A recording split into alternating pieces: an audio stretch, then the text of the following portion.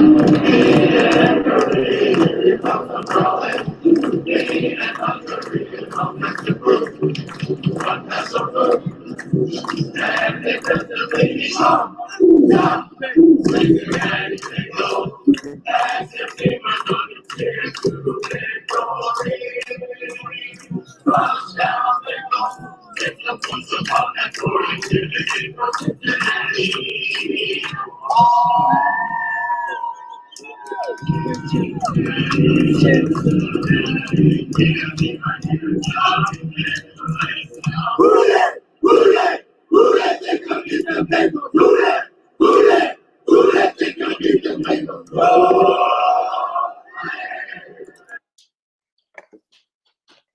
hold on.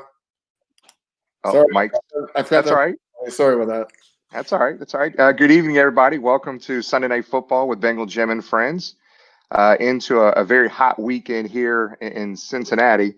And on the screen, as usual, we have James from Indianapolis, Brownsburg area, and we have our good friend from up north, Jamie from, I'm not going to mispronounce this one, from Goobies, Newfoundland. That's Finland or Foundland? Newfoundland. Goobies with a G, not a B. Just want to let you know. The cat in the background's upset. Oh man, so that's still not. That was kind of in the same area we were last week. Not even close. I'm in Ontario, but you're getting closer. You're a couple away. All right. So a couple quick things before we get going here. There's been some posting on social media. As you see the jersey over my left shoulder, Brent Cole, who won this jersey, Ken Anderson autographed jersey a few weeks back, decided, you know what, keep it. Go ahead and let's get some more money for the Ken Anderson Alliance. So we've added several more $100 this past week to the Alliance. We're right about that $2,000. We were just over $1,700. We're now right about that 2,000 number. So thanks again, Brent Cole. We will be announcing the new winner of the Ken Anderson autograph jersey tonight, somewhere between the Fan of the Week and our History 101 segment, the second part of the show this evening. So stay tuned. Everybody's name that donated before is still on the list. If you donated since last Sunday, since we updated this again, you're in for the drawing this week as well. Hope everybody had a good weekend. Tons of Bengals news this past week to get to. And we're going to save that because we're going to save it for one of our guests today. And one thing I want to talk about, a couple things. I posted something on social media. It wasn't football related. A very good friend of mine, a kid that played football and baseball, or baseball for me, a really good football and baseball player playing college ball, had a pretty severe accident diving into a swimming pool, broke his neck. Had surgery Sunday night, I think, going into Monday. The kid's very lucky. His name's Tyler Heineke, very lucky not to be paralyzed. I'm happy to report that the surgery went outstanding. Couple plates, all that stuff in the neck. He's going to be fine. Obviously, not going to be able to play any more football in college. But Tyler, we're glad you're doing better, buddy. Everybody's been thinking about you. You've been on the prayer list for everybody, and we love you, buddy. Just keep taking care of yourself and do what the doctor, mom, and dad tell you to do. Okay. The other thing too, sorry, I don't have to transition from that. That's good news for Tyler. Okay. Last week we were kind of all devastated when we heard about it. But we have a picture I want to show everybody. Again, this is something else we posted on our social media as well. This is a picture from Laura May, who put together a cookie. Look at this Sunday Night Football with Bengal Jim's cookie. It just, unfortunately, we didn't get a chance to eat any of it, but there it is. Good job, Laura. We appreciate it. Thank you so much for being part of the show and joining us every week. And she had that in a display case in her store, just to let everybody know. So that was pretty cool. Pretty damn cool of her. Blocks me right out. People can just drool the whole show and just look at that. There's too many carbs in that damn thing for me, guys, but it looks delicious. So go down the lineup here for the evening. We'll get going. So just want to let everybody know that we have a very special guest tonight, Geoff Hobson, senior writer for Bengals.com. This guy's in the know. We're very excited to have Geoff. We got a lot of stuff to throw by Geoff. We do have a trivia as it relates to Geoff here, to Geoff as well. Make sure you type in those any questions for Geoff now. We'll get those situated for you. We have a kind of a unique fans of the week here for you guys, and we'll kind of just hang around for fans of the week. It's going to be pretty fun. We're going to have a fun time with this one this week. We're going to have a special edition of with Tom Justin on Bengals History 101. We're going to be talking about prior to that 1988 season, what happened in between 87 and 88 in that offseason. A lot of things Paul Brown and Sam White kind of changed going into that season. We're going to talk about that in some detail on History 101. And then we're going to talk about and close out with our question of the week, guys. Anything else you guys want to add? How was your weekend? Sorry, I'm blabbing too much already.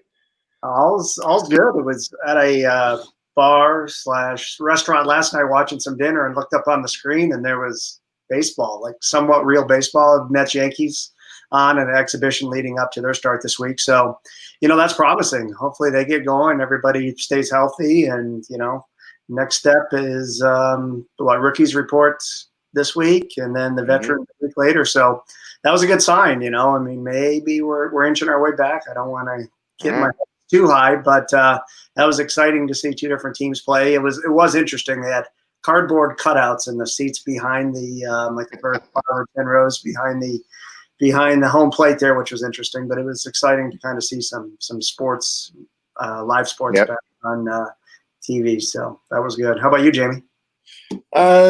Yeah, I've been busy. So I own a venue up here. You guys know this, but some of the people watching may not know. I own an event venue up here in Ontario. So we just entered into what's called Phase 3. I don't know how you guys are doing it down there, but we're Phase 3. So we're kind of slowly reopening up here.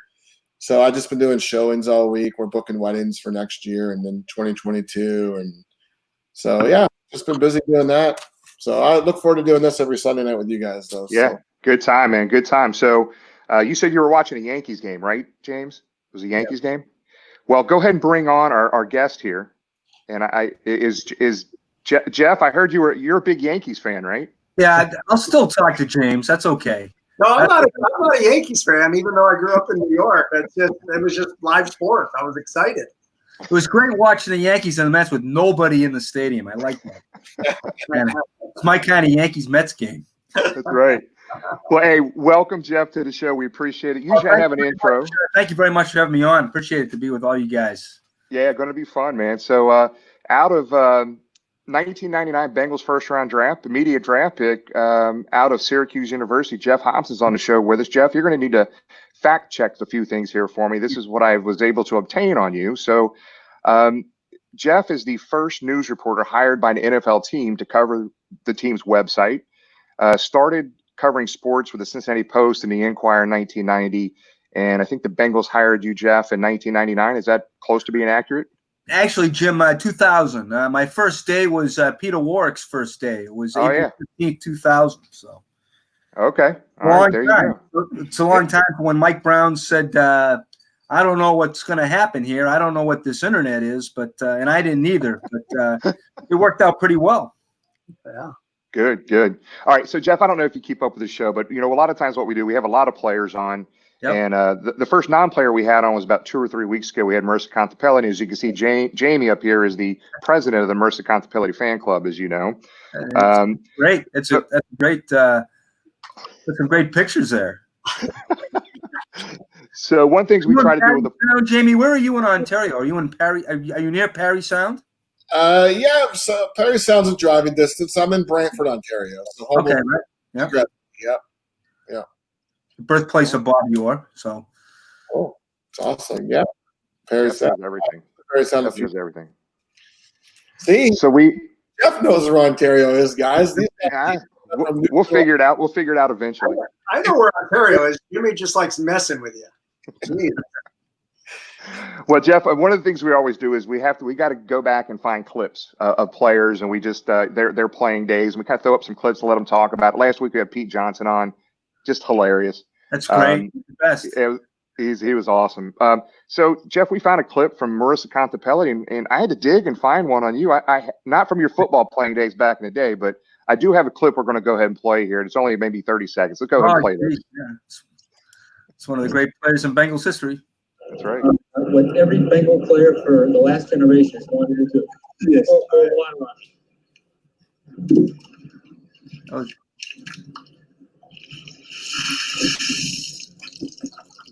Pac-Man Jones and the ice bucket challenge. Yeah, I think that was probably 2014 or something like that, Geoff. But obviously, Yeah, great cause, ALS, Good Ice research Bucket there, Challenge. Jim. That was good research. I'm glad you didn't find any clips from when I actually when I was a junior at Syracuse. I actually spent a week with the Syracuse football team to do a George Plimpton type story for the Daily Orange, the school paper. I'm glad you have no clips from that.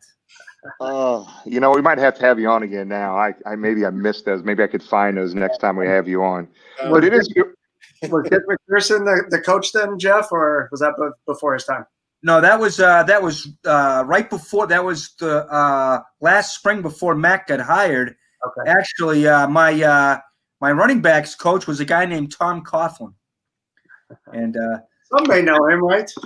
and if you ever want to start a conversation with him, you can ask him about how I did in the rope drill. He would always, even to this day, if he sees me, he says, You're killing my ropes. You're killing my ropes because I stepped on more than I got through. And Geoff, I forgot to tell you, James here is a big Hughes fan, by the way. Great. So big time. Proud season ticket holder. Well, see, where'd you grow up in New York? Watertown, an hour north, just straight up 81. Yeah.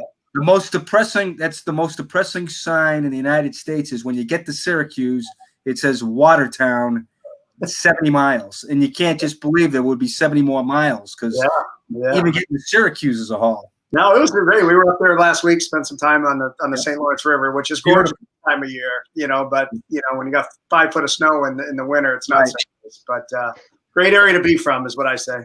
There's no question that upstate New York is the best kept secret in the country. For sure. You know what? This isn't a James and Geoff show. We're here too, guys. I'm just playing. Just playing.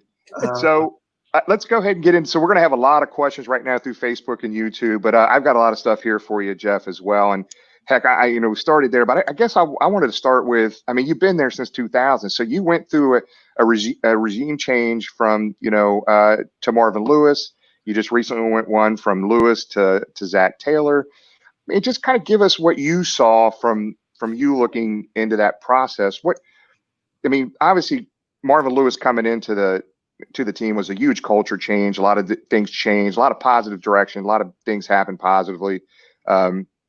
We feel that there's the direction, the arrow is pointing up big time for the organization now. With Zach Taylor. What similarities do you see from Marvin coming in early in the 2000s and what you see from Zach right now? Well, I thought Marvin set the base, because Marvin, I think for the younger generation, for the 40 and under, I guess the Bengals start with Marvin Lewis. He brought this franchise into the NFL and into the 21st century NFL, and I think they've been building on that. I think, the great thing about Marvin, what he did was he was able to adjust. I don't know how many head coaches, went to the playoffs with the same team with 2 different quarterbacks and, with established really playoff contenders with 2 different quarterbacks, 2 different types of teams. And they've built on that.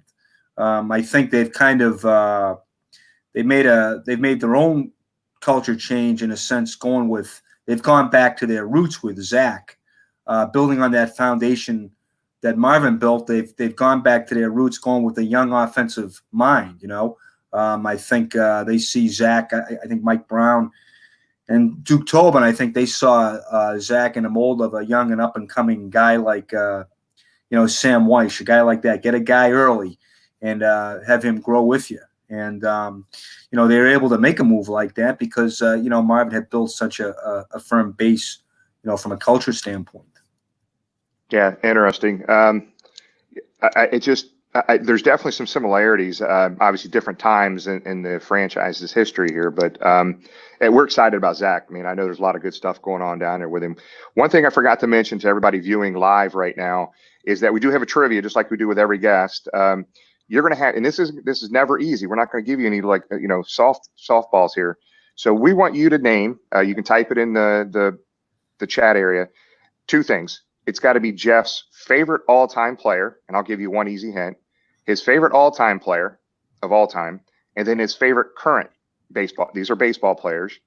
Both of them are Boston. His all-time favorite is from Boston, and his current favorite baseball players from Boston. So We need both of those, his all-time favorite Boston Red Sox and his current favorite Boston Red Sox. So type them both in. The one was a give me. If you follow Geoff whatsoever, you're going to know the first one. But type them both in. It's 2 names, 2 different players, all time and current. And Geoff, we're going to throw some of those up here later on and let you see if somebody got it right. And the winner, just because right over Geoff's right shoulder there, we're going to be giving away this date in Bengal history. And I'm telling you, Geoff, this thing is outstanding, pretty impressive. So we're very big about Bengals history on our social media pages. I think it's something that needs to be told and people educated on. And I'll tell you what, if you're a Bengals fan, you got to get this damn thing. It is the real deal. It is some good stuff, Geoff. You did a hell of a job with that.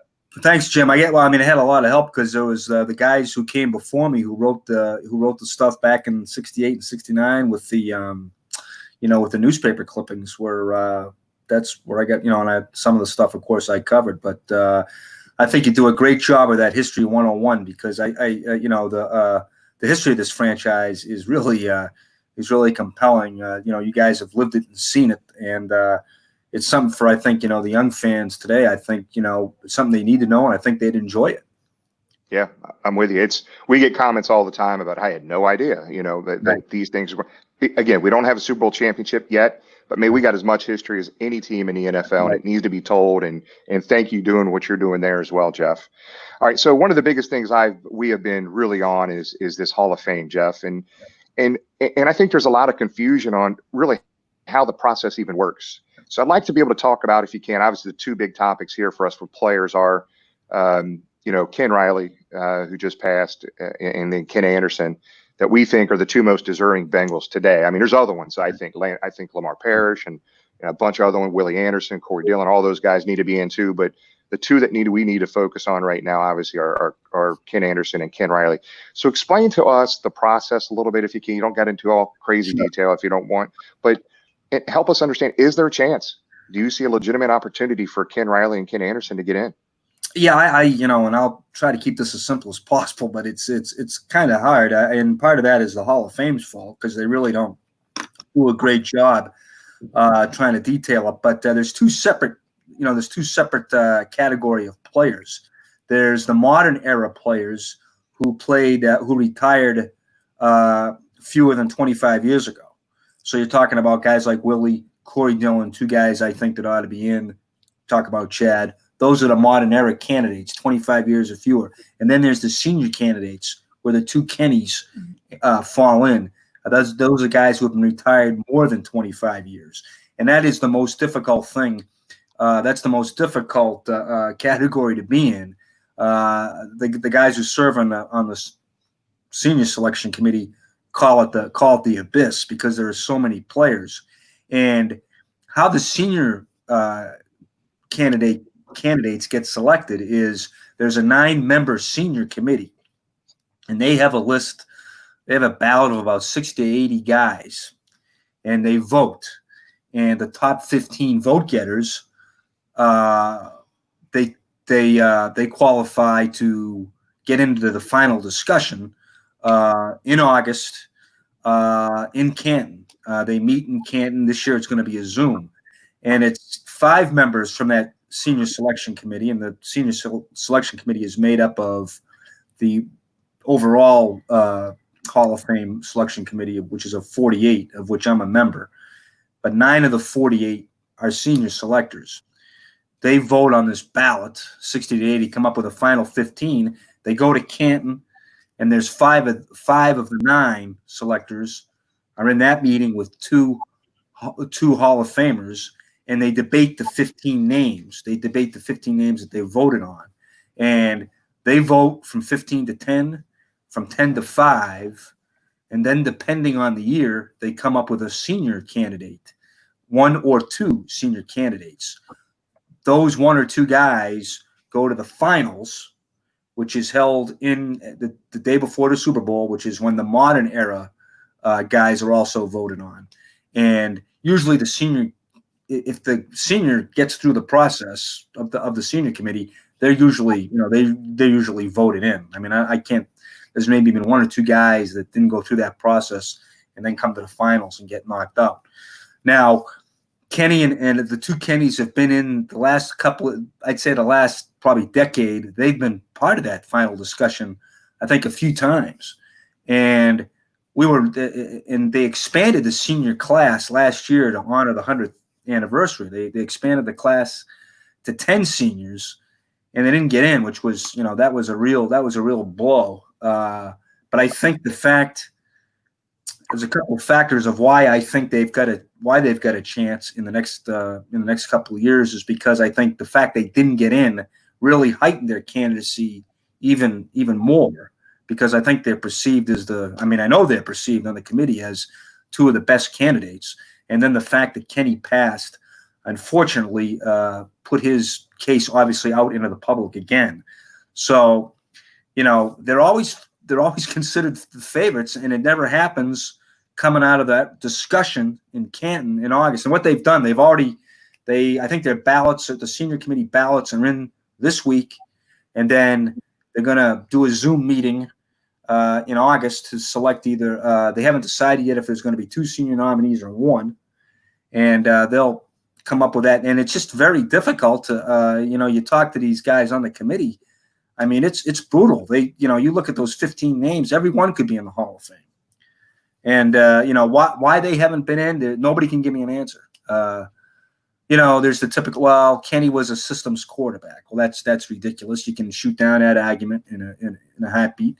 Or you hear that Kenny Riley, he wasn't even the best cornerback on his team because of Lamar. Well, 65 interceptions is 65 interceptions. It's the second most by any pure cornerback in the history of the NFL. So end the discussion. As one of the selectors told me last week, the list is the list. Kenny's fifth on the list. Everybody ahead of him is in on the interceptions list. Everybody behind him is pretty much in, going down in the top 10. So, there are these arguments, maybe why they haven't got in. I'm not sure why, but, clearly anybody you talk to, particularly those in the committee, at some point, it's like my man says from Titusville, Florida, Mon Hobson, is good to see him he's really a Bengals icon because he's written into Hobson's choice so much. He should be he needs to be in the Ring of Honor. But no, you don't get that's right. You don't get 65 interceptions by accident. I talked to Mel Blunt about Kenny Riley's candidacy. Mel Blunt, who's in the Hall of Fame and a contemporary of Kenny Riley, would always watch Kenny Riley film because he was textbook. He never made a mistake. And, he always did the right thing. He was always in the right spot. You got to be in the right spot to get 65 picks, particularly, but all these things we've said, all these things we've written, all these things people agree with. Can he get in? It's just, I think, like the guy said, they're going to get in, but I don't know when. It could be this year. It could be in 10 years, but they're going to get in.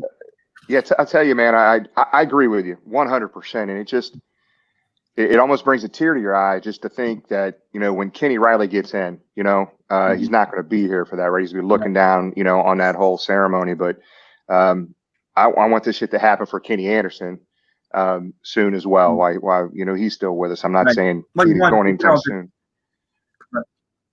Yeah. So no. Right. That's the thing. No, go ahead, Geoff. I'm sorry.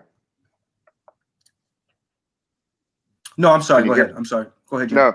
No, that's the thing. No, that detailed explanation he gave us, Geoff, I don't think I've never really heard the detail like that. That's a great explanation for us and everybody that's tuning in right now to kind of have an understanding of how that works. It's just, man, they're going to get in. Just hopefully get in sooner than later. And man, that's just one of the things that we really want to.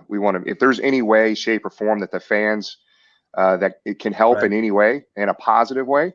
We're here for you, Geoff, and the organization and the players that deserve to get in. It's a travesty that these guys are not in, and it's embarrassing to me at the Pro Football Hall of Fame, and we have one football player in there, not counting obviously PB, but it's going to happen. We're gonna break through this damn thing at some point soon. So that's what I've tried to get through. That's what I've tried to get through to the senior committee, because the senior committee was created to right wrongs. One of the biggest wrongs in the Hall of Fame is there's only one Bengal in 52 years of football that's in there. And when there are other teams that have not won a Super Bowl, and I'm talking about teams that were formed with the Bengals in the 60s, teams like the Vikings, teams like the Jets, teams like the Titans / Oilers. I mean, the Bengals have had just as good, if not a better history than them, and they've got twice as many people in Absolutely. there. So it's just ridiculous.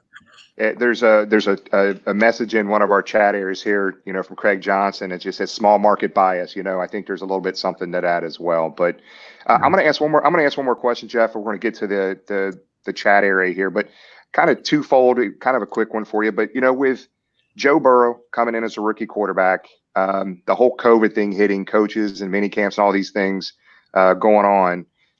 And really, we're in a second-year system on defense right now, and a lot of new pieces on defense here. So, I mean, what are you seeing? I mean, I know the coaches are doing what they can, but what are you seeing? Some of the hurdles that the coaches and that they're getting through to kind of get Joe Burrow where he needs to be, and a second-year defensive system in place with a bunch of new players. What's going on? How's it going? Well, I mean, it's tough. I mean, it's if they zoomed. That's all they can do is zoom. But you hit it right in the head. They haven't been on the field. I mean, and that's this is potentially, you might have the first third down of the season. You might have 7 new players on defense than were here last year. So how the heck do you do that? How do you put a defense together? It's almost like the opposite.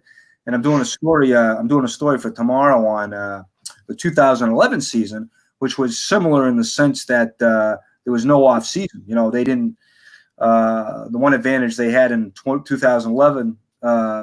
That they have this year that they didn't have in 2011 was the coaches have been able to talk to them. They've been able to install, they've at least been able to install the scheme. But on defense, you have more talent on defense probably in 2011, but you don't have the continuity, and that's what makes defenses great. Remember that 2011 defense, probably the only 2 guys you can name on that were maybe one guy you can name on that was Leon Hall, and everybody else was Mike Zimmer, do your job guys, and they were the 7th best in the league, and they did it on continuity because they'd been around.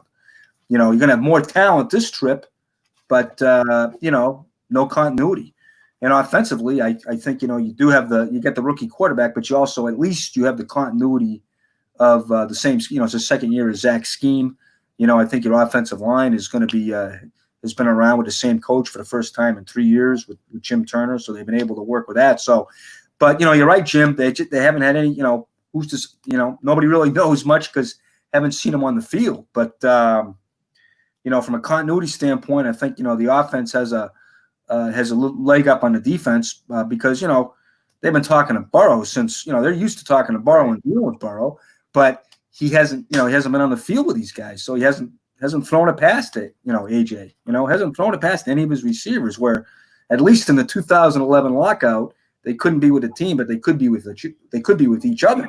And so Andy did throw to some of those guys.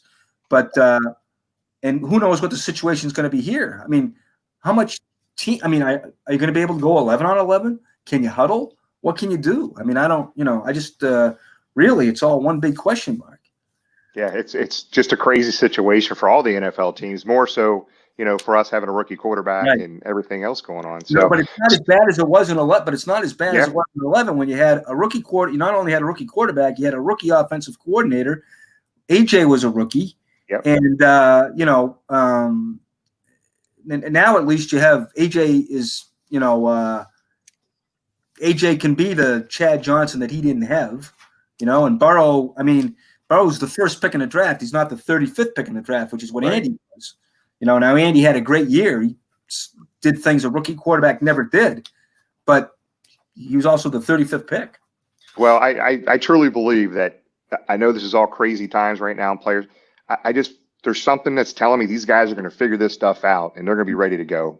I think they're going to be more. They're going to be further along than some of these other teams. Something's telling me that's going to happen. So real quick, Geoff, a couple more minutes here, but throw out, if you could, Jamie, throw out a couple of the guesses here. We asked people to guess Geoff's all-time favorite Red Sox and his current favorite Red Sox. Both of them have to be guessed. Let's see what we got here, Geoff. Yeah, give me 1 sec, guys. I was queuing up questions. While he does that, Geoff, can you talk about something we've debated a bunch here on the show, and we actually did our own Bengals Ring of Honor. We did the top 15. Is that on the Bengals' radar to incorporate a Ring of Honor like so many other NFL teams have done? Obviously, they had the nice ceremony where they brought back a lot of guys from the 50th season. But is that Ring of Honor close to happening? I don't know if it's close to happening. I think I think it is on their radar. I think it's something that's being bandied about, we'll see what comes of it. We'd obviously all be all for it, and I think they want to make sure when they do it, they want to do it right. They want to do it in the right fashion, do it respectfully, do it. Figure out how to do it, who does the selections, I think it's something that's being talked about. I think it's on the radar, no question. Well, Geoff, if you're into as me, just let them know we got the top 16 already picked, so we can take that off their plate. The hard work's done. Yeah, Jamie, you go ahead and throw a few of these guesses up. Okay. You can talk about them. You can stop them if they're right or wrong. So I don't think that's correct. We've got, hold on, guys, a little bit of order. Anthony said Johnny Pesky. I don't see a second name from him. Good call, though. Pesky was a great he did everything for the Red Sox. He was a player, he was a coach, he was a manager, he was also an announcer, but not my guy. Big pop, yeah, not a good guesses, but love him. Oh, there you go. See, now mine's got it. He's all over it. Tony C. And but come on now. How could I say a Dodger was my favorite current guy? Little breakdown there. So was the first half right on that? He has another guess here as well. What? That's a good point. That's a good point. The mind just fired in about Lamar Parrish. He was Dion before Dion, and that probably didn't help Kenny because he was so flashy, and Kenny just went out and did his thing, Yeah. No, Rico. Love Rico. Last out is 67. Loop towards shortstop. Petroselli's back. He's got it. The Red Sox win. There's pandemonium on the field, but no. And Xander. I love Xander, but not close. Not Butch. I got a buddy of mine. His real name is Clell Laverne Hobson Jr. I got a buddy of mine that actually calls me Clell. So, but I love Big Poppy, but not Ortiz. All right, this will be the last one right here. Good guess, Yaz and Martinez. That's good guesses, but no. Tony C was right, but nobody will get my current guy though. Go ahead, give them both again so everybody can hear. Your favorite all time is who? Tony C. Tony Canigliaro, and my current favorite is Jackie Bradley Jr. So water covers. I get to keep this. Jackie Bradley covers 1/4 of the world, and water covers the rest. Got it. Well, let's go to just one or two quick questions from the. We have tons of stuff going on in here, Geoff. Let's throw a couple. Keep me on as long as you want. Hey, Jim, keep me on as long as you want. I'll stay as long as you want. We'll give you a couple here. So John asks, obviously this is a hot topic right now, interested in Justin's opinion on the franchise tag situation with AJ. If AJ has a great season, will the Bengals be able to sign him again? It's a great question, John. I mean, again, that falls into the kind of the question that's kind of stemming from the COVID. What is the salary cap going to be next year? It's not going to be, it's going to be lower than it is now. But I think the Bengals' first option is to keep him. I think AJ's first option is to stay at Bengal. He's always said that. Larry Fitzgerald is his guy, and one of the reasons is because he stayed with the same team his whole career.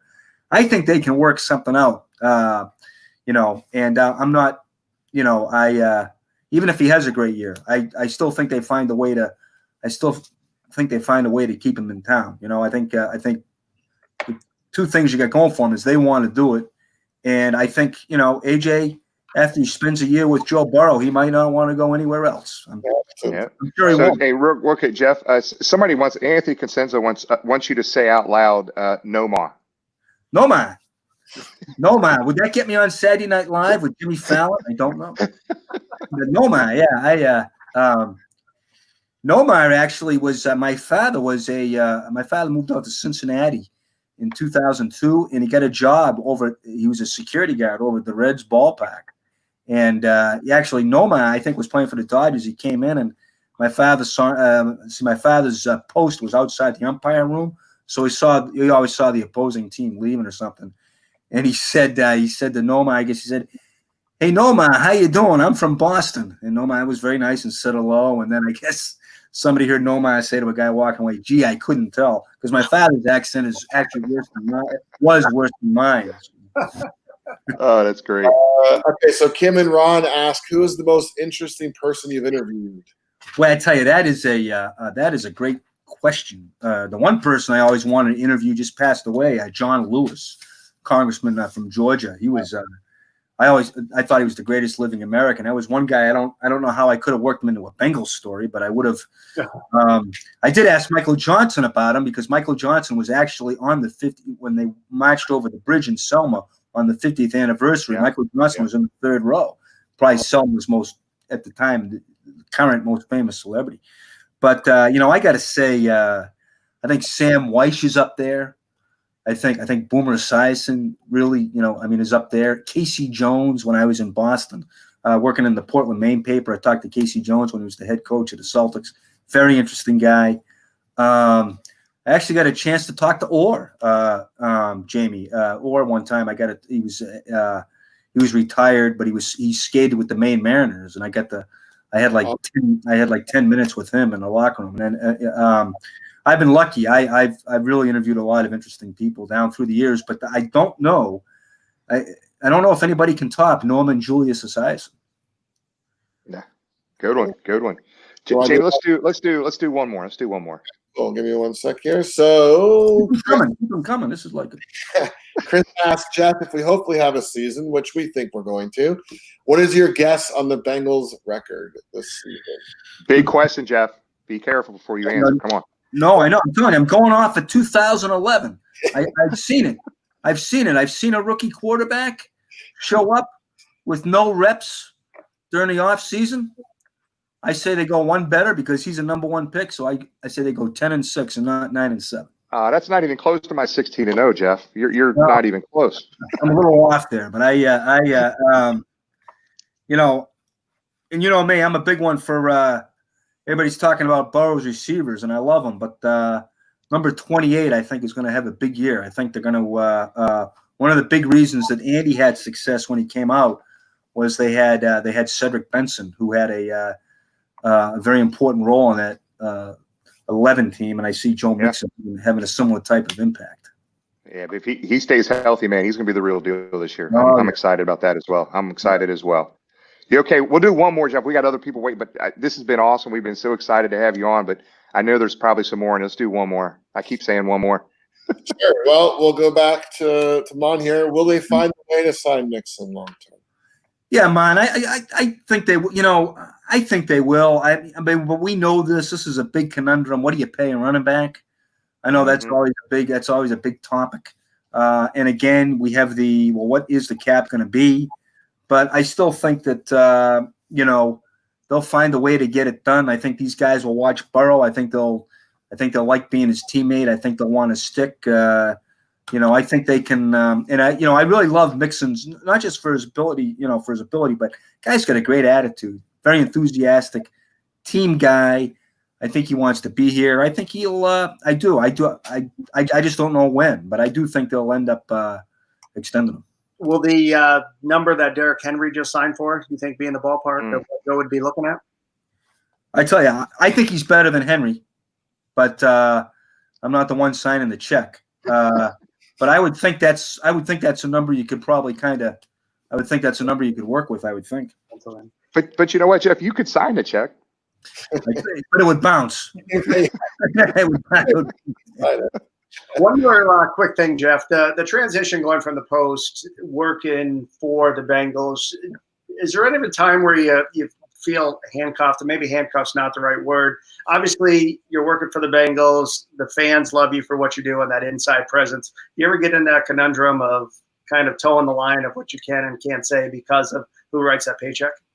Yeah, it's always, you always got to balance, I mean, everything's a balancing act, and when you're inside, it's, you can write a sentence and probably piss off 3 different segments, just by with 7 words maybe. You got to be careful, but I've never felt handcuffed. I tell you, Mike Brown, when he hired me, he told me, I want you to do because I told him, I said, Mike, I'm not sure I'm your guy. I don't know anything about computers. I know nothing about the internet. Why don't you go get a young guy right out of college? And he said, no, he said, I want somebody the fans know and trust that will, give them the story. And that's what I've tried to do. I mean, and believe me, it's hard, but I always hope. I always hope the fans think I'm giving them, the straight scoop. That's what I'm trying to do. And obviously, obviously there are, I work for the team, but I try to call it as straight as I can, and Geoff, that's a great point. I have never in this is for me and everybody that I know. I've never read an article, listened to an interview that somebody you're doing and felt any of that. Because knowing what kind of person you are, you wouldn't be there if that's what the situation would be. So we, and I say I'm speaking for everybody that's watching the show live and everybody that's going to watch this on a rewind, basically. We appreciate, Geoff, the things you bring to us that we don't get to see behind the scenes, the honest opinions and all the takes that you give. Geoff, it means a lot, man. And we, I put you up there when there's the media. The Ring of Honor goes up, Phil Samp, Dave Lapham, Geoff Hobson. We want all those guys in that Ring of Honor as well, man. So Jim, I can't thank you enough, obviously, for your kind words, but it's the Bengal fans that keep me going because there's been so much heartbreak. And I guess I can relate because I've grown up with it. I know the feeling of 2015 because I felt it in 1986, so I know. It's the best part about being a fan is the hard part about being a fan, and the way Bengal fans have stuck with this team and with the website. I can't. That's that's why I do it. That's why I keep going back to the machine because I know that people want it, and the fans are great. Jim, you're the best. You're the face of the fans, and it's that's why we do what we do. Man, we appreciate you, buddy. Hey, look, we went way over. I think I always try to stick to 20 minutes. That. I hope I didn't. You know what? It was that explanation. It was that Hall of Fame explanation. No, Geoff, that was awesome, man. It means a lot, buddy. Hell, we don't have any sponsors. We're not on any hard time frames. We just want to respect your time, and it means a lot. You gave us as much time as you did today, and all kinds of great comments going on right now. Thanking you right now, Geoff, for being with us. We appreciate it. Thanks for being with us. Thank you. Let's do it again soon. I really absolutely. Awesome. Absolutely. Thanks, Geoff. Hoo-day, buddy. Hoo-day. Thank you. Take care now. See you. Bye-bye. Thanks. Thank you. Hey, Jimmy, I was going to ask before I went off, but maybe where can someone purchase his book? Yeah, actually, this is an amazing thing. You can get it down at the Bengals Pro Shop right now. And if you Google this, you can buy it on any type of Amazon site as well. And the book is This Day in Bengals History. Cool. By Geoff Hobson is the author. It is, there's a lot of good Bengal history things out there. This is probably one of the best ones. It just tells you basically every day of the year almost basically what happened during that day in the franchise's history. So really good stuff there. Really good stuff.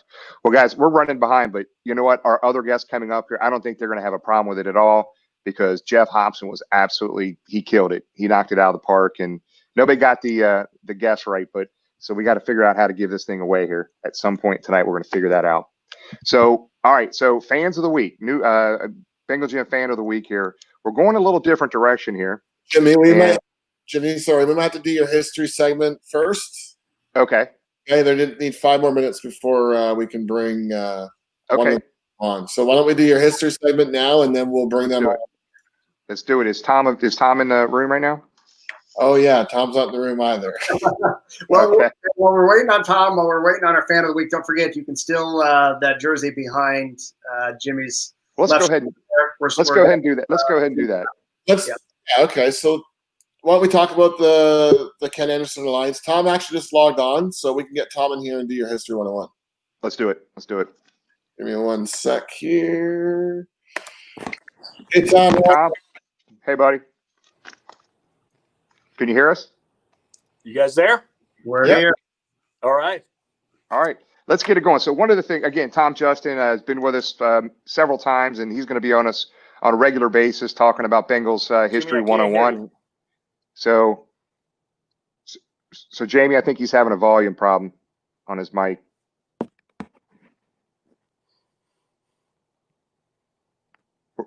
Tom, you can't hear us right now? Okay. Jamie, you mind getting back on here real quick? I'll bring James back on too. Okay, so while he's trying to figure out his mic issue, we're waiting on our fans of the week. Let's go ahead and give away this jersey. All right, cool. Let's do it. Pull up the email with the name. System. Don't mind my dog that just decided to. Hey, this has been a great show. I have cats in the background. You have dogs. Tom can't hear us. No one knows what's going on. All right, we want to do the jersey giveaway. Let's do it. So again, thanks to Brent Cole for not taking a jersey, saying let's raise some more money. I don't know what the final number is. We were over $1,700 a couple weeks ago. Put this back up again Sunday or Monday. I know we got a couple extra. I think we're right at $2,000 for the Ken Anderson Alliance. Thanks again, Brent Cole, for giving everybody else another option to win this jersey. So let's go ahead and do a drawing here, and whatever number pops up, I'll let you know who wins it. All right, here we go. Abracadabra.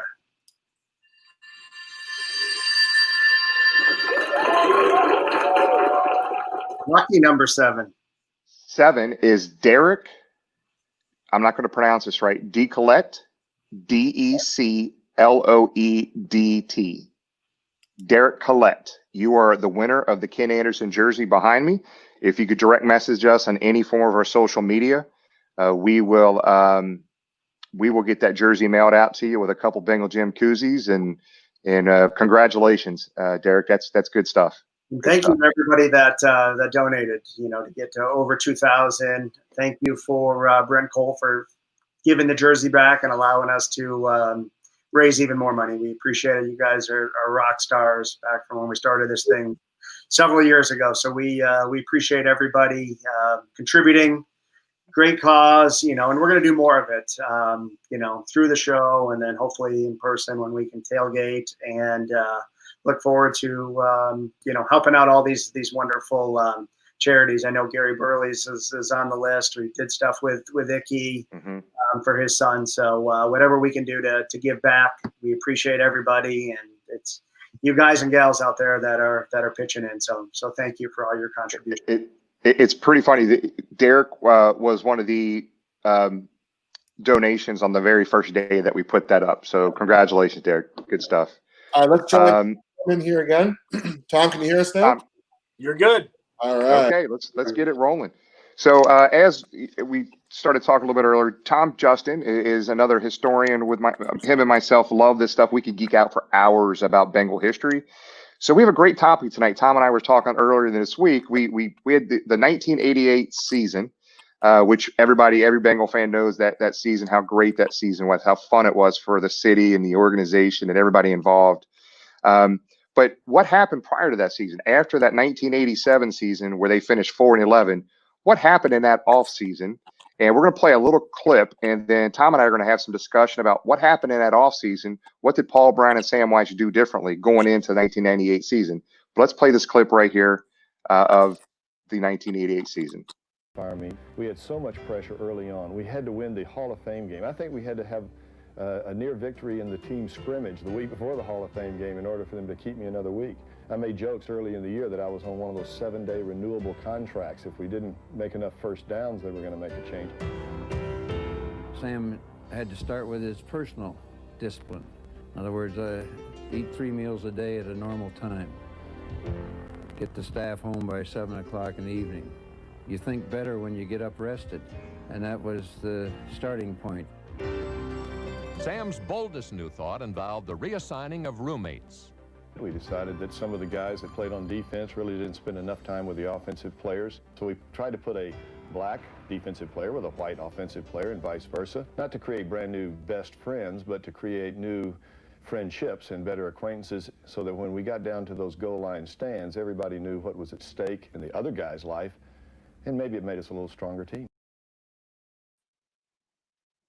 Yeah. So Tom, that 1987 season was horrific. 4-11, last place in the AFC Central. Sam Weiss went into the season like every game he was going to lose his job. So what happened in that offseason that put him in the right direction? Well, really, the seeds were planted from 1987. It was probably the most disappointing. They had the talent to go to the Super Bowl. They started off well. They played really well, beat Indianapolis. Then they had that god-awful loss to the 49ers, and then the next week, the strike. And the strike didn't go well, especially here in Cincinnati. Boomer was the team rep, and there was a lot of controversy about that. A lot of the players didn't probably act as the city would have liked them to. They came back from the strike and didn't play well. They misfired. That was when the Steelers called Sam Wicky Wacky. We went into that offseason. Everybody was sure Sam was going to get fired, and just like you saw, he didn't. Paul, Mike, and Pete Brown came up with a plan that offseason to reboot Sam, reboot the team, reorganize it, handed that off to Sam, and you saw his ideas. Paul Brown also sat down and talked to Boomer. And from that, Boomer matured, grew a little bit. Pete Brown had a very good draft. The first round pick, Ricky Dixon, didn't work out for the best. The second round pick, the way the Bengals did things back then was kind of interesting. They came down to that pick in the second round, and the room was going to be divided. Half of them wanted a linebacker from Ohio State, Chris Spielman, and half of them wanted a fullback from UNLV named Ickey Woods. So, but the Lions solved the argument by picking Chris Spielman to pick before the Bengals, and they ended up with Ickey. You also got Kevin Walker in the third round, who was so impressive and so good in camp before he got hurt. They were thinking about moving Reggie Williams inside. In the fourth round, they got David Grant. But from all that came a resolve and a purpose that, carried him. It was really the first year from some electronic media and media in town of, real negativism. And that team, they fed on that. I remember Boomer saying that going to the Hall of Fame game, we're afraid to lose. We can't lose. The city won't let us lose. And he just took the ball and he had a fantastic season. He was MVP of the league. It was probably the most exciting, not just season for Bengals history, probably the most excited and energizing of a sports year the city's ever had. Yeah, it's funny that year. Actually, today on Twitter, the Bengals UK folks, Paul Irons and his buddies from England, they did what they do every week, what they call a Bengals UK watch, where they go back and watch a game from somewhere in the Bengals history. Well, today just happened to be the 1988 AFC Championship game against the Buffalo Bills, and and it was 21-10, and a poster over my left shoulder here that I put here just for that cause is, they dominated the playoffs that year as well, and going into the Super Bowl. But that is one of the more memorable Bengal seasons in history. And the little clip that we just showed talking about Sam Weiss rooming defensive players with offensive players in black with white. That's interesting. That Sam's one because the team was so divided the year before after the strike. There were sects of players that wasn't talking to another section of players, position groups that were looking at other position groups the wrong way. And it really, really brought them together. It really brought them to the basics. And you're mentioning that Buffalo game. That was one of the things Sam used. Everybody forgets the night before the AFC Championship game, the league ruled that the no-huddle offense was illegal. The Bills complained and said it wasn't fair. It should be illegal. So the night before, they went to Sam Weiss and said, you can't use it. And I guess at the team meeting that night, as the players started to get concerned and worried, and, it's been all like that, Sam said, calm down. Remember what we said. Remember the resolve we had in Wilmington. Remember where this all started. We're going to keep that. We're going to keep our game plan, and we're going to run it down their throats. And that's exactly what they did. And the defense, the second half played outstanding as well. It's crazy because played that entire playoffs. They beat the heck out of Seattle, Buffalo, and they really even with the numbers Jerry Rice put up, they played very well in the Super Bowl. Yeah, it was and they were talking about Merlin Olsen was one of the ones announcing that game because we just watched the whole damn game today with hundreds of other Bengal fans across the country and across the world.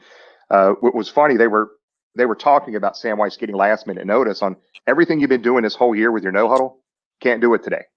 Sam Weiss went out there and did the two finger salute to these guys. Marv Levy lobbied the league against it to make it legal, and then 3 years later, 2 years later, they went to the Super Bowl using it, and he was an innovator and just an absolute genius. Everybody forgot about the part where he whined to the league to get it banned, because he was afraid it was going to beat him, which, the Bengals just owned the Bills there in the late 80s.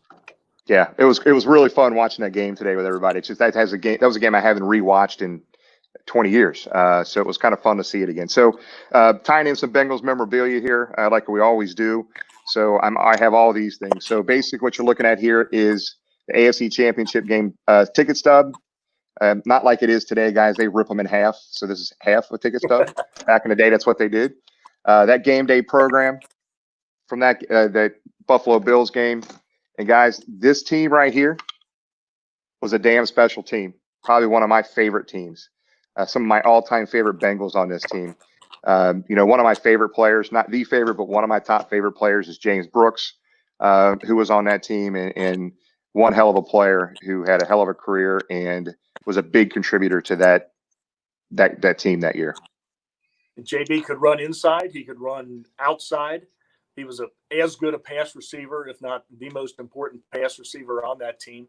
And the other thing everybody forgets about, JB was probably the best blocking running back in the league back in the 80s. Yep.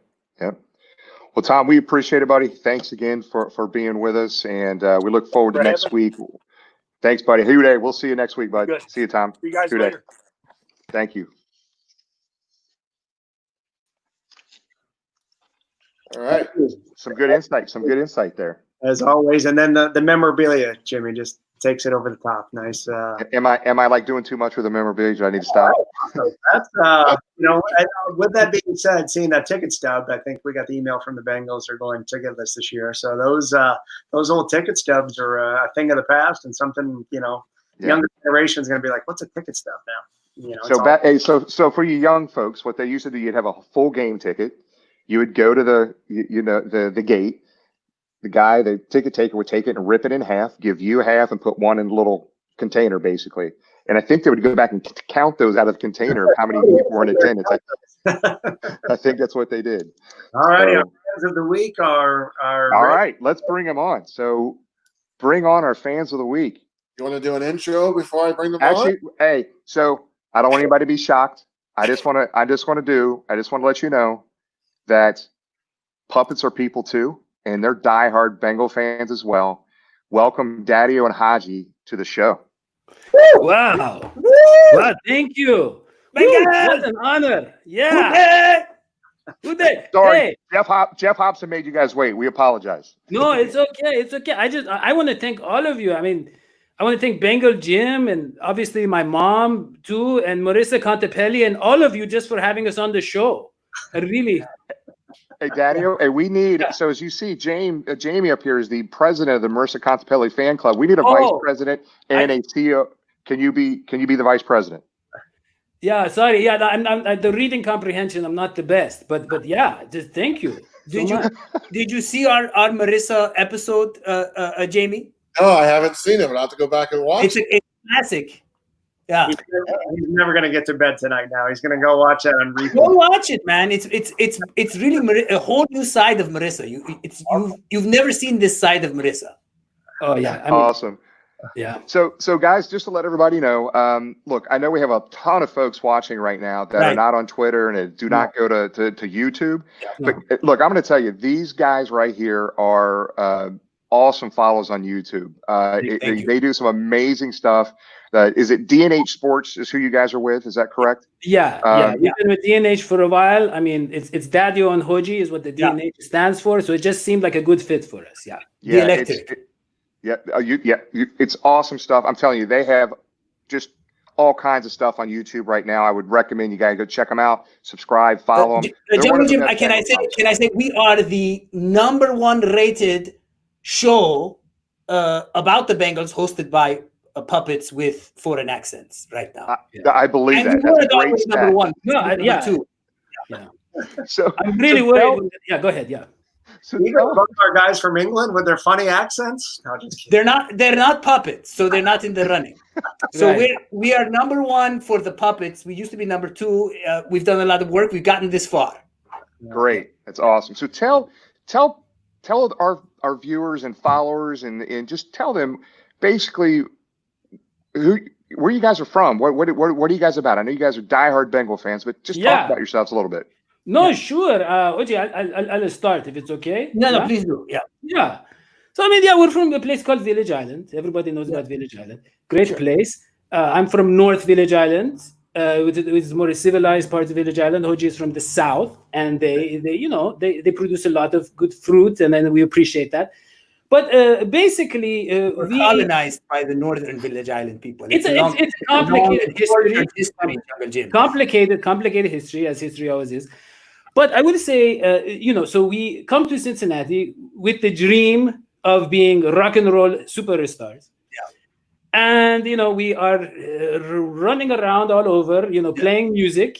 And we were outside what we thought was an amphitheater, Jungle Jim, in case you don't know, this was the cocaine age. Yeah. This was 1985, Jungle Jim. Oh, yeah. There was so much coke everywhere, Jungle Jim. I saw you talking about those stubs. We had little razors. It was crazy. Go on. Yeah, it's fine. So what happened is it's 1985 and we are playing our music outside of what turned out to be Riverfront Coliseum. We didn't know. We didn't know what football was. We didn't know what these things were. No. And we were a lot of people were not big fans. If I'm just being honest, they were a little critical of our music. It was very cutting edge. It was avant-garde, and a lot of people don't get avant-garde. No, they don't. So we were basically Gloria Estefan cover band, is what we were. Yeah. I mean, do you remember what song we were singing when? Hoji, I think it was. It was. Oh yeah, everybody gather around now. Let your body feel the heat. Take it, Hoji, go. And your mama, doesn't like you. No, because she cannot smell your feet. Right. Yeah. It's the rhythm of our island. And like the sugar cane so sweet. Take it, Hoji, go. Yeah. And your kittens. Yeah. Will come with you. Right. Because they think that you're so neat. Man, basically that. We were kind of. Can we download that? Baby, shake your body to get conga. I know that you can't reach the step any longer. Feel the rhythm of the music getting stronger. Don't you get the ditch head? Do that congo beat. Basically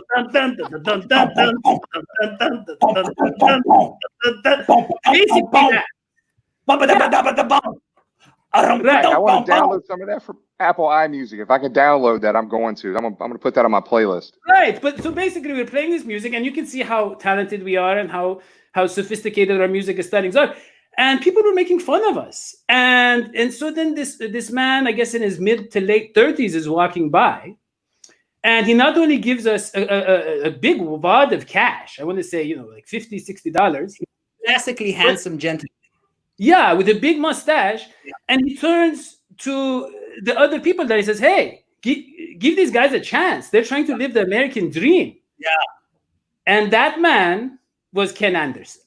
The Kenny Anderson. That was Kenny Anderson. That man turned us into a fan of Cincinnati. That man turned us into a fan of Bengals. He was on his way to the game. He said, you be special guest of mine today. And so we go into the stadium. We watched the game with Ken Anderson and his family. Yeah. And we were Bengals fans forever. Yeah. So so I'm assuming is Ken Anderson one of your all-time favorite Bengal players? Yes, he is. I mean, he is. If we're getting to that topic, he is number one. Number one. Yeah. Had him on the show, by the way. We had him on the show. Yeah, but we also love. Yeah, Max Montoya is up there. And on the show. Max, that's right. Actually, you're right. David Fulcher is one of our favorites. Great show on the show. Yeah. Oh, this is good. Yeah, I was there with you on that one. Jungle Jim was there, man. You were awesome. You made the show so much better because you know the history, and I like that. Yeah, it was fun. That was a fun show with Full Rock. That was good stuff. You were great. Yeah, I like the vibe. I like the shrine. You know, Thank John, you, buddy. I really appreciate the history that you talk about for the Bengals and educating all of the younger fans, because you know I think it's like Ken Anderson talks about. I think he's underappreciated because people don't know about that golden 80s decade, and they know about that rotten 90s. What they don't get about what was cool about football back then is how loose and free it was. Yeah. Like when you talk to Kenny, you get the idea. Like he was running late for a game. Have you heard this story? Keep going, maybe. And there's like, the QB's not here. What are we gonna do? And he's like, he just gets on like, I think a garbage truck or something, and they take him to the game or something like that. And it was just so fancy free. They would party all night and play all day. It was a time when men were men. That's right. That's right. Yeah. Quarterback could take hits back then too. Yeah. Especially Ken. Yeah. So we have a couple questions. I think in the there's all kinds of stuff going on in here. James, Jamie, you guys got anything for our fans of the week? I know everyone's saying they need to come to the test game, so gonna find a way to make that happen. Well, I would be happy, Jamie, and I will tell you guys, I will be anywhere where you have gluten-free, vegan, locally sourced, ethically outsourced goods and beverages. I am happy to be there. Done. So I think a lot of people, because we're talking about the show that you guys do. Oh yeah, we have a show. Yeah. Let's go ahead. Show for our fans. Well, okay. So this show, it started a while back, but we started as a YouTube show in 2013. So in 2011, I started doing highlight videos about the Bengals, guys that people didn't know about, like Jeff Blake, Carl Pickens, Darnay Scott. 2013, I said to OJ, hey, I want to talk Bengals, and no one else would talk with me. So, maybe you could come on the show and watch me talk about the Bengals. Yeah, I was going through a downtime in my life. It was my 13th divorce, Jungle Jim. I don't know if you've been in this situation. And I needed something to distract me from the pain of my own existential crises. And so I was like, Daddy, I'm in. Count me in. I can talk about the Bengals. And they gave us so much flack because I was a big fan of AJ McCarron. Right. And so we had all these shows about how much I love AJ McCarron. Yeah, there was an era where he was very hated by our fan base. Were you a fan of AJ McCarron or his wife? Well, good call. But actually, AJ, I really thought AJ was the answer, and I took a lot of flack for that. And but now I think Joe Burrow is the answer, and I think everybody agrees on that. So we're back in business. Yeah. So basically, we started doing the show. Then we had a lot of we did basically the recaps, previews. We did special sections on Andy Dalton, the Dalton Dispatch. And after a while we said, hey, let's bring on some other guests, and so I think it was 2016 where I saw this tweet by this young kid, 19-year-old kid, and I was like, hey, this kid knows his stuff much better than Hoji. I mean, that's not a very high bar, but much better than Hoji. Well, it's different. So he's talking about John Sheeran. John uses advanced analytics, and I use astrology. And what's funny is how often we come to the same conclusion, Jungle Jim. I use star charts. I use Celtic runes. I use indigenous theories of, foretelling and all kinds of things. And John uses numbers. Yeah, John uses numbers. I mean, he's a young kid. He doesn't, those numbers. John's great. John's great. I've seen him many times. He's good with you guys. John, he's amazing. He's a great guy, amazing. He loves the Bengals more than anybody. He really, he's a true fan. Yeah, and so we brought in John. It just changed the whole dynamic. It became more analytical, less bantering, more discussion, and then we basically So what happened was, Jim, we've always just wanted people to take us seriously. Yeah. So about 2 years ago, the show. So about 2 years ago, we started doing training day with the DEY, videos about the Bengals training camp. And John did a lot of those, and we started getting a big following. And so he said, hey, if you can raise the funds, because we used to do drawings. It used to be drawings that I made of me and Hoji. And so we wanted to come to life. And so we got people to do a GoFundMe to fund us. And we took the form you see now. This was about a year and a half or 2 years ago. And then we said, hey, let's interview some people on the show. Let's do live streams now that we have, this this form. And so now we're doing a lot of live streams, a lot of guests, bringing in the biggest names. Yeah. As we mentioned to you. Yeah. Well, guys, I tell you what, you got me hooked. I watched you guys a little bit prior to having me on with David Fulcher. You guys do an outstanding job, and one of the reasons I wanted you guys to come on is, one, we haven't had Muppets on before, so we had Muppets Fans of the Week, but I want other people to hear and see what you guys are doing, and you've got several thousand followers on YouTube right now, and the guys, if you're out there watching live right now, or if you're watching a tape delay on this thing, go out and subscribe to their YouTube channel. These guys do an outstanding job. What's funny, sometimes they have a little prep prior to coming on live, right? So, like, for example, David Fulcher was coming on, so I was in the waiting room with Fulcher. These guys are explaining to him what they're getting ready to do. David Fulcher's eyes were like this initially, like, wait a minute, I'm being interviewed by puppets. And David had the best time. And it's usually how it winds up. All these folks have the best time. They have fun with the interview. Yeah, I'll just say, if you want to get an idea of what the experience is truly like, look at the Fred Johnson interview. There's a 5-minute summary of it. Yeah, that was very good. And so Fred Johnson was running a little late. I said, it's okay. We'll start without him. But then I was like, oh, but we can't explain the nature of the show. I was like, it's okay. We got to go. Yeah. And so we start the show, and I add him to the stream without any preparation. And just go and watch. It's a very, very interesting reaction. Yeah. Good stuff. Well, guys, on the way out. So now where you guys started the music genre and started off with that song, do you take requests? Yes. Yeah. Okay. Yeah. So I think we had a couple of requests in here, and we've got a lot of stuff streaming right now. So what's your genre? We want you to kind of close the Fan of the Week show with you guys singing a song together. Ooh. What would be a song you guys would pick? And something that you didn't already do tonight on the show. By Gloria Estefan. Is that? You don't have to do. Go outside of Gloria Estefan. So there's one song. Some Run DMC, maybe something. Well, I don't know. We do old school rap, but that's a little bit after our time. I would say 80s or earlier, please. Well, let me, Jim, let me tell you. There's a song that Freddie Mercury didn't write for Daddy-O's addiction to fast food and hydrogenated oils and unhealthy things, but it speaks volumes about Daddy-O's addiction to fast food. Let me read the lyrics first, then we'll sing it for you. Yeah. Okay. Listen to this, okay? And I think some of you know the song.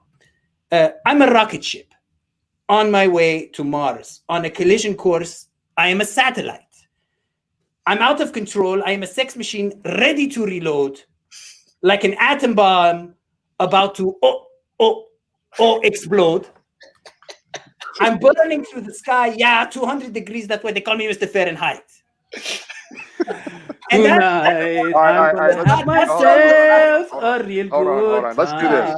I feel alive, and the world, I'll turn inside out. Yeah.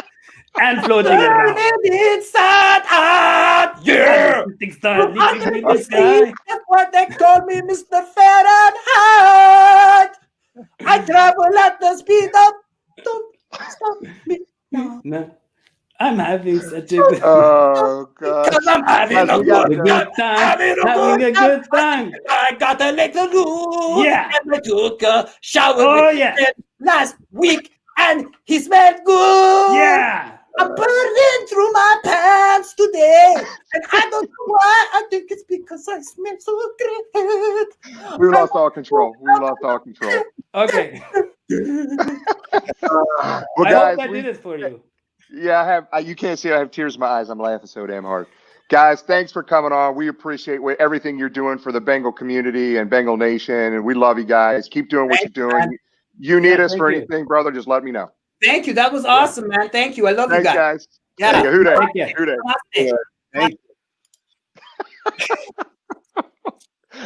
Oh, I wore out now. Jeez, we still have to do the question of the week here, guys. We're like 12 minutes over. We've got to make hay here.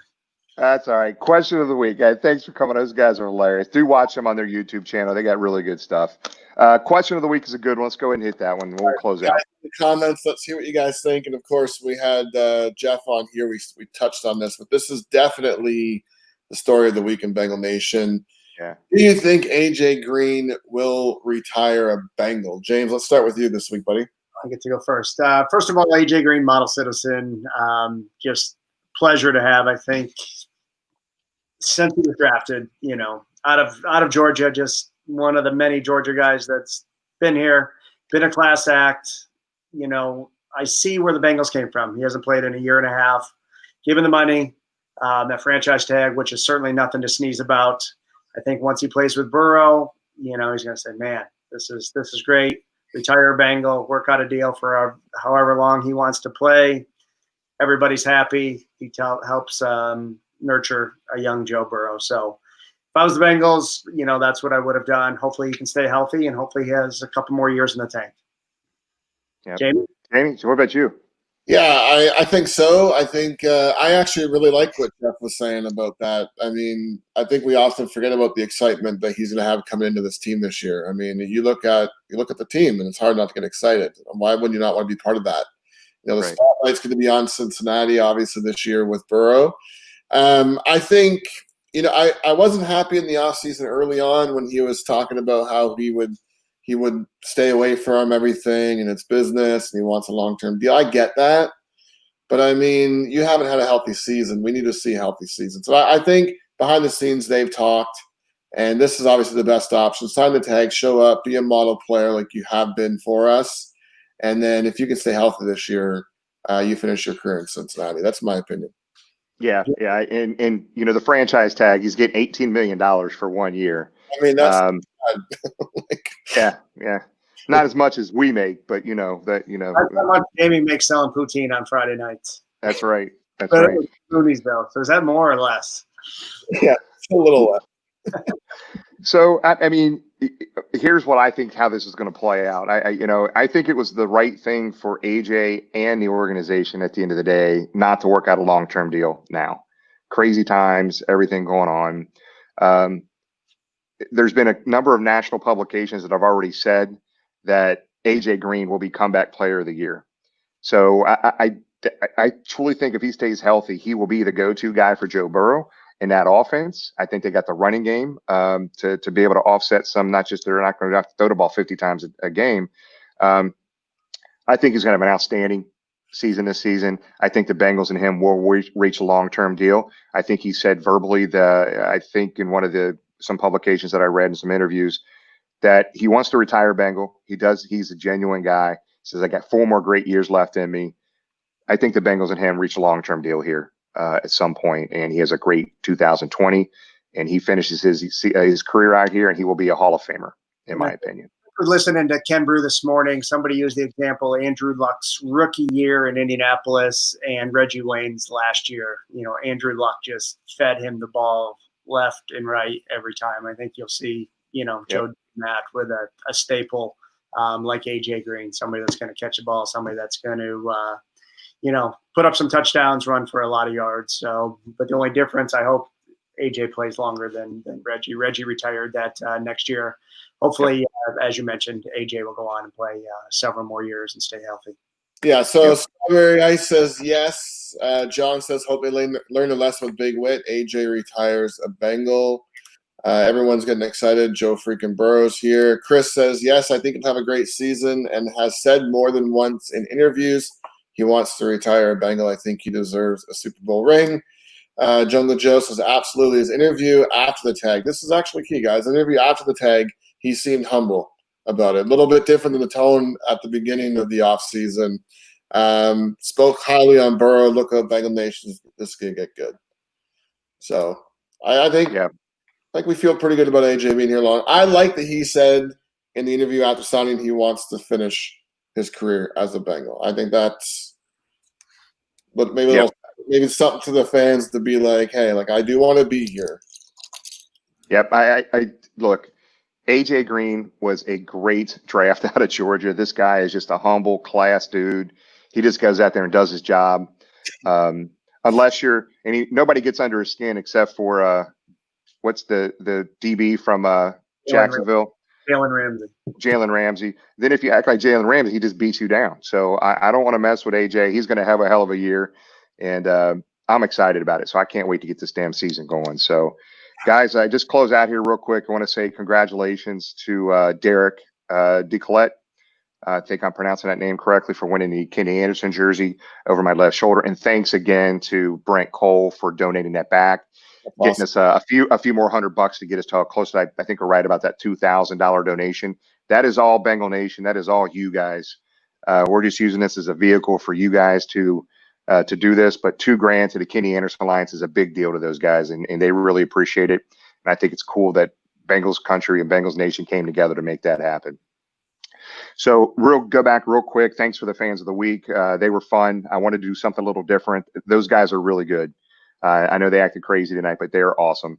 Thanks again, Tom, for helping out on the Bengals History 101. And I would really like to thank Geoff Hobson. He would have been on a show a whole hour. Let's do an hour with Geoff sometime. That'd be amazing.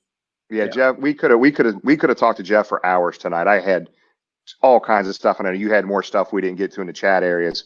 So we want to thank Geoff Hobson again. And he's just going to tell you, he's going to tell you what's on his mind. He's going to be real with us. And that's what I love about him. He's a good dude, a good man. And we appreciate his time. And we appreciate you for being on and either watching live with us, participating in the chat area. And there'll be a ton more people watching this on later tomorrow when they wake up. And we got a bunch of people from out of the country that watch this the next day as well. So we appreciate it. We do have a couple guests that we're kind of waiting to hear back on for next week. So we will have a player on next week. We will make that announcement here early midweek this week. We appreciate it. Thanks, guys. Thanks for being with us. We'll see you next week in Who Day. Thanks, everyone. Who Day. Cheers, guys.